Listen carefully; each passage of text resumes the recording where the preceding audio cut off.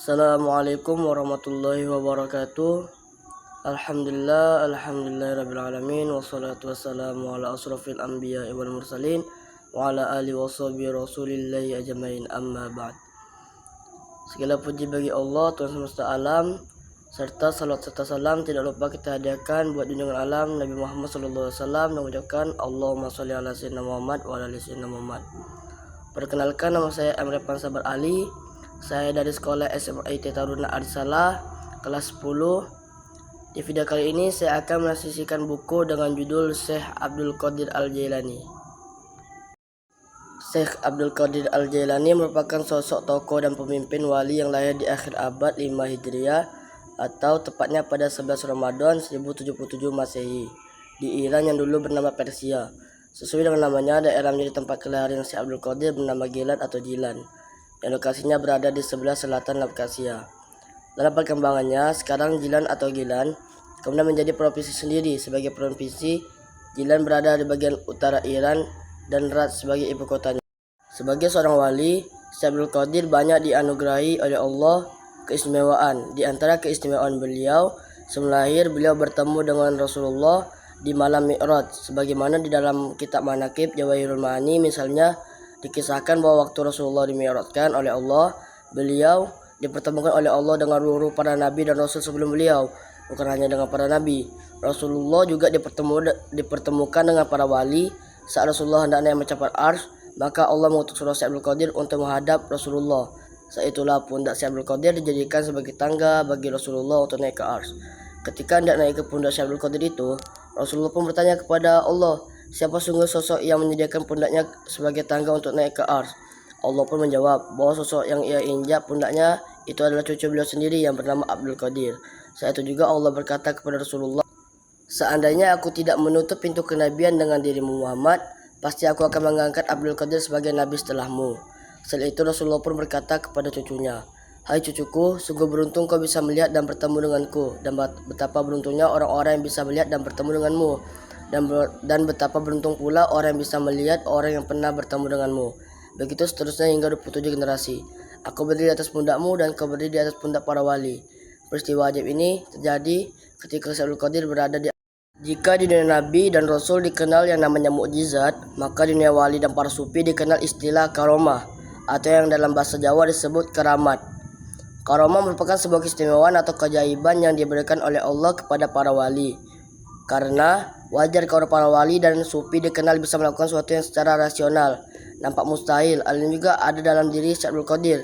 Sebagai seorang wali dan sufi, Syekh Abdul Qadir dianugerahi oleh Allah beragam karomah. Secara etimologis, karomah mempunyai arti hormat, menghormati, penghormatan, pemuliaan.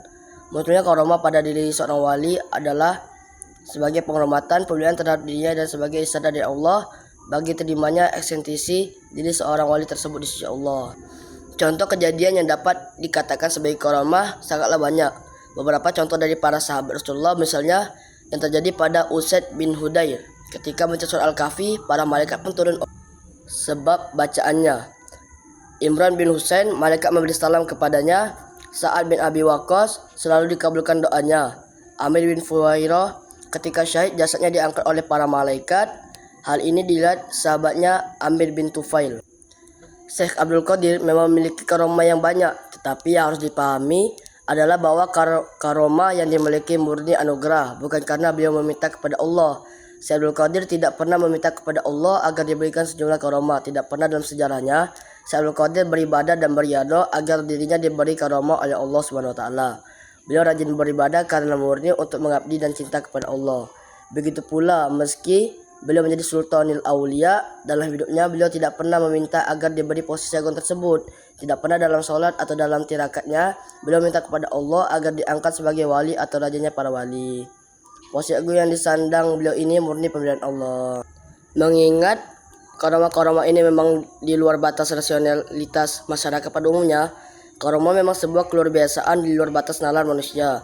Jika ia berada di dalam batas nalar, maka terjadi tidak disebut karomah, karena manusia akan menganggapnya sebagai sesuatu yang biasa. Tetapi justru karena di luar batas rasio manusia itulah sebuah karomah kemudian dipandang sebagai sesuatu yang luar biasa dan kredibel. Di antara karomah Syekh Abdul Qadir adalah Karamat Syekh Abdul Qadir adalah ketika Syekh Abdul Qadir mengalahkan Raja Jin. Begitu besar karomah yang diberikan oleh Allah kepada Syekh Abdul Qadir, sampai konon Raja Jin pun tunduk kepadanya. Dikisahkan bahwa ada seorang lelaki di Baghdad datang kepada Syekh Abdul Qadir dan mengadu bahwa putrinya yang masih perawan telah diculik jin dari rumahnya. Syekh Abdul Qadir pun menjawab, "Pergilah engkau malam ini ke sebuah bangunan yang runtuh di Al-Qarqa dan duduklah di tempat yang tinggi tingkat kelima. Kemudian buatlah garis lingkaran di tanah sambil membaca Bismillahi ala niyati Abdul Qadir al-Jailani. Jika waktu isya tiba, kau akan temui segerombol jin dan dengan berbagai rupa. Janganlah engkau takut jika melihatnya, dan ketika waktu sore tiba, Raja Jin beserta rombongan lainnya akan datang. Dia akan menanyakan hajatmu, maka katakanlah aku diutus Syekh Abdul Qadir. Kemudian adukan padanya tentang putrimu." Laki tersebut berkata, "Aku pun segera pergi dan melakukan apa yang diperintahkan oleh Syekh Abdul Qadir.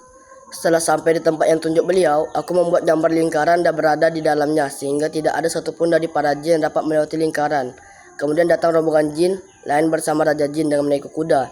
Di antara mereka ada pemimpin yang berdiri di depan lingkaran dan bertanya, 'Wahai manusia, ada perlu apa denganku?' Maka aku katakan padanya, aku diutus oleh Syekh Abdul Qadir."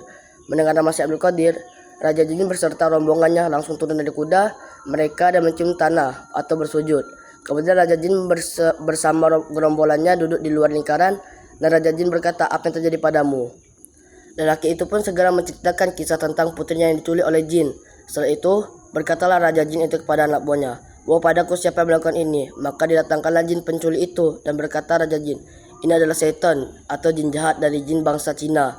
Kemudian jin jahat tersebut, Raja Jin bertanya, "Apa yang mendorongmu untuk menculik gadis itu sedang dia berada di bawah tanggungan wali kutub?" Jin akal itu menjawab, "Aku telah jatuh birahi pada gadis itu."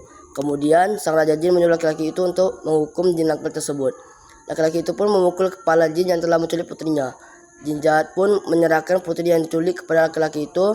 Lalu setelah menerima putri lagi, lelaki itu berkata kepada Raja Jin, "Belum pernah aku melihat yang seperti malam ini, di mana para jin begitu menghormati perintah Syekh Abdul Qadir."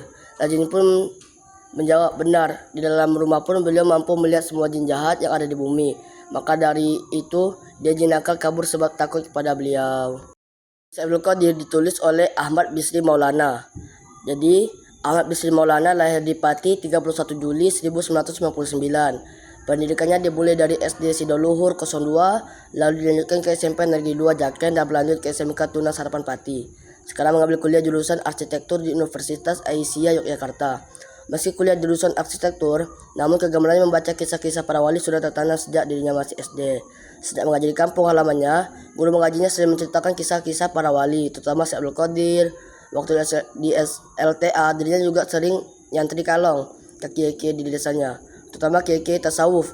Dari guru ngaji dan kiainya inilah dirinya tertarik membaca buku-buku tasawuf dan sejarah, terutama yang membicarakan sejarah para wali.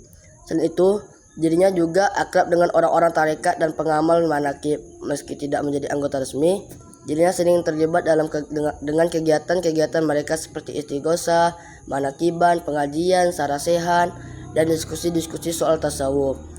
Dari pembacaannya terhadap buku-buku kaum sufi dan pengumuman yang intensif dengan para pecinta tasawuf dan pengamal tarekat, inilah laki-laki yang dipanggil Bisri ini sedikit banyak tahu tentang sejarah Syekh Abdul Qadir beserta karomah-karomahnya. Hingga sekarang sembari kuliah di jurusan arsitektur, yang masih giat mengikuti pengajian-pengajian dan diskusi-diskusi tentang tasawuf di Krapyak, Yogyakarta. Selain itu, mahasiswa satu ini juga suka berziarah ke makam-makam kiai dan wali di Pulau Jawa.